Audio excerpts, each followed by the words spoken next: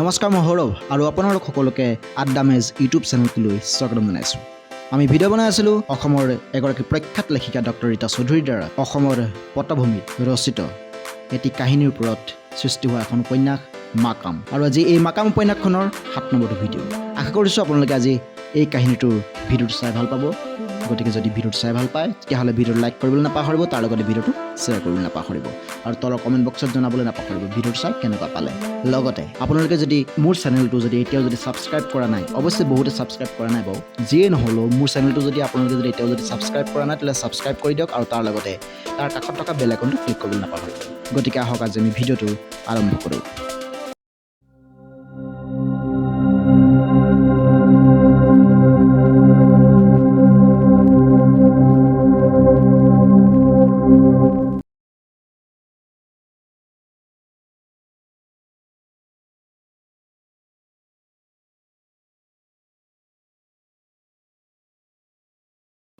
মাকাম। সুহান বিক্ৰী হৈ গ'ল। পেটৰ তাৰণাত পৰিয়ালৰ আপোনজন বুলিবলৈ কোনো নাথাকে। শেষ হৈ যায় সকলো, দৰিদ্ৰতাই শুহি পেলায় সকলো। পৰিয়াল বুলিবলৈ একো নাথাকে। মুঠতে সেই সময়ত চীনত মানুহ বিক্ৰী কৰাটো এটা প্ৰতিযোগিতামূলক পেচাত পৰিণত হৈছে। অৱশ্যে সুহানৰ ভাগ্যত অন্য কথাহে লিখা আছে। অস্তিত্ব আছিল সুহানৰ ভৱিষ্যতৰ। সেইবাবে সুহানৰ ইতিহাস আজি লাইলিনে পঢ়িবলৈ পাইছে। সুহান প্ৰথমে এজন মাংস বেপাৰী দাস হৈ বজাৰৰ পৰা বিক্ৰী হৈ গৈছিল। এই কথাষাৰ আমি ইয়াৰ আগৰ খণ্ডটোত কৈ আহিছোঁ। যদি আপোনালোকে এতিয়াও চোৱা নাই তেন্তে ডেছক্ৰিপশ্যনত লিংক দিয়া আছে, গতিকে চাই ল'ব, আপোনালোকে সকলো বুজি পাব। 6 বছৰীয়া সুহান মাংস বেপাৰী দাস হৈ গৈ গাহৰি কুকুৰা গঁৰালৰ সৈতে বান্ধ খাই পৰিছিল। কাৰণ সুহানৰ মালিকে ঘৰতে এইবোৰ পুহিছিল। মালিকৰ ঘৰ আছিল কুৱাংচৌ নগৰত আৰু ঠাইখিনিৰ জনপ্ৰিয় নাম আছিল 13 ফেক্টৰী। আচলতে সুহানৰ জীৱনৰ কাহিনী ইমানতে শেষ হ'ব লাগিছিল, কিন্তু নহ'ল। কাৰণ এটা দাসৰ জীৱনত পৰিশ্ৰম, মৃত্যু, কান্দোন, হুমুনিয়া, বন্দিত্ব আৰু পাশৱিকতাৰ বাহিৰে অন্য কাহিনী থাকিব পাৰে জানো? বা কোনোবাই ইয়াৰ বাহিৰে বেলেগ কথাও ভাবিব পাৰে জানো? কিন্তু সুহানৰ ভৱিষ্যতৰ ভাগ্য লিখনি অদ্ভুত। বহুতো কাহিনী সুহানৰ জীৱনৰ বাবে ৰৈ আছে। অৱশ্যে সুহানৰ দৰে অন্য চীনা মানুহৰ ভাগ্যটো সেই সময়ত অদ্ভুত ঘটনা ঘটিছিল। গোটেই পৃথিৱীতে সেই সময়ত দাস প্ৰথাৰ বিৰুদ্ধে জনমত গঢ়ি উঠিছিল। প্ৰায় প্ৰতিখন দেশতেই দাস প্ৰথা নিষিদ্ধ কৰিছিল মানৱ দৰদী সংগঠনবোৰে। কিন্তু ইয়াৰ প্ৰভাৱ অৱশ্যে চীন দেশত প্ৰায় নপৰিছিল। কাৰণ চীনৰ বজাৰত তেতিয়াও মুকলিকৈ বেচা কিনা হৈ আছিল খাবলৈ নোপোৱা মানুহবোৰ আৰু শিশুবোৰ। সেই সময়ৰ আশে পাশে ইষ্ট ইণ্ডিয়া কোম্পানীয়ে চীনৰ পৰা বহুত দূৰৈত উজনি অসমৰ বাৰ্মাৰ নামনিত বাৰ্মিজ সেনাক বিতৰণৰ প্ৰক্ৰিয়া আৰম্ভ কৰিছিল আৰু তাতেই হানৰ ভৱিষ্যতে জন্ম লাভ কৰিছিল।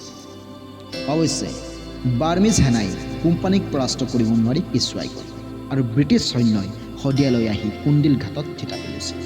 আৰু ডেভিড স্কটৰ হাতত আছিল আসামৰ প্ৰশাসনৰ দায়িত্ব। মটক আৰু চিংফু ৰাজ্য কিন্তু তেতিয়াও স্বাধীন হৈ আছিল। আসামৰ সীমামূৰীয়া ডফলা আৰু চিংফুসকলক নিয়ন্ত্ৰণত ৰাখিবলৈ লগতে আসাম ৰাজ্যক সুৰক্ষা দিবলৈ চাৰ্লছ আলেকজেণ্ডাৰ ব্ৰুচ, যিজন হৈছে ৰবাৰ্ট ব্ৰুচৰ ভায়েক, যি ৰবাৰ্ট ব্ৰুচৰ বিষয়ে আমি আগৰ ভিডিঅ'কেইটাত কৈ আহিছোঁ। প্ৰায় 80 দিনৰ মূৰত কলিকতাৰ পৰা চিৰাজগঞ্জ হৈ নদীৰ পথেৰে শদিয়াৰ কুন্দিল ঘাট পাইছেহি। আৰু ইয়ালৈ আহিয়ে চাৰ্লছে এক ৰাজনৈতিক আয়োজনত সোমাই পৰিছিল।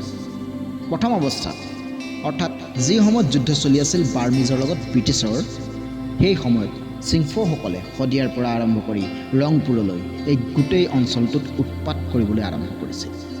কিন্তু ব্ৰিটিছৰ হাতত পৰাজিত হৈ চিংফুসকলে অৱশেষত ব্ৰিটিছৰ অনুগত্য স্বীকাৰ কৰিবলৈ বাধ্য হ'ল। ইয়াৰ ফলত অসমৰ সকলো দাস মুকলি হৈ পৰিল চিংফুসকলৰ বন্দীত্বৰ পৰা।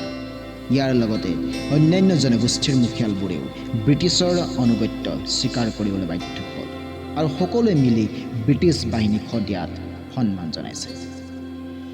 চাৰ্লছক ভাইক ৰবাৰ্টে এই চিংফু ৰাজ্যৰ পৰাই সেইদিনাৰ পৰা 3 বছৰৰ আগতে চিঠি লিখি আসামত হোৱা চাহ গছৰ কথা জনাইছিল লগতে জনাইছিল ফানাপৰ কথা, বিছাগামৰ সৈতে হোৱা চুক্তিখনৰ কথা ইত্যাদি বহুতো কথা। ইয়াৰ পৰাই ৰবাৰ্টে চাহৰ প্ৰখ্যাত ব্যৱসায়ী হোৱাৰ সপোন পুহি ৰাখিছিল। কিন্তু সেই সপোন পূৰ্ণ নহ'ল কেতিয়াও ৰবাৰ্টৰ। কাৰণ এক অচিন ৰোগত ৰবাৰ্ট এই পৃথিৱী এৰি গুচি গ'ল।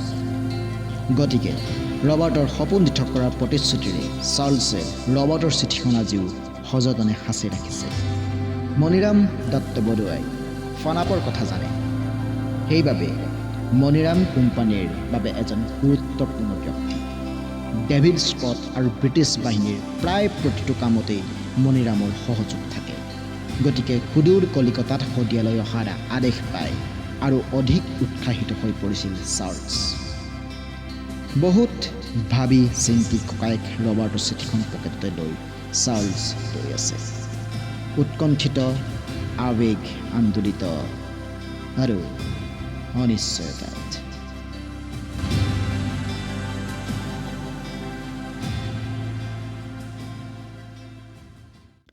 আজিৰ ভিডিঅ'টো ইমানেই আশা কৰিছোঁ আপোনালোকে আজি এইখনত চাই ভাল পালে। ইয়াৰ পিছৰ ভিডিঅ'টো অতি সোনকালে আহি আছে, গতিকে এইটো সৰুকৈ বনাবলগীয়া হ'ল কাৰণ বিশেষ সময়ৰ অভাৱ। গতিকে আশা কৰিছোঁ আপোনালোকে এই ভিডিঅ'টো চাই ভাল পালে। যদি ভিডিঅ'টো চাই ভাল পালে তেতিয়াহ'লে ভিডিঅ'টো লাইক কৰিবলৈ নাপাহৰিব, তাৰ লগত ভিডিঅ'টো শ্বেয়াৰ কৰি দিব আৰু তলৰ কমেণ্ট বক্সত কিন্তু জনাবলৈ নাপাহৰিব ভিডিঅ'টো চাই কেনেকুৱা পালে। ইয়াৰ লগতে আপোনালোকে আমাৰ চেনেলটো যদি এতিয়াও যদি ছাবস্ক্ৰাইব কৰা নাই, ছাবস্ক্ৰাইব কৰিবলৈ নাপাহৰিব আৰু বেল আইকনটো ক্লিক কৰিব। গতিকে ইয়াৰ পিছৰ ভিডিঅ'টোত আপোনালোকক পুনৰ লগ পোৱাৰ আশাৰে আপোনালোকৰ ওচৰৰ পৰা আজিলৈ বিদায় মাগিছোঁ। বাই।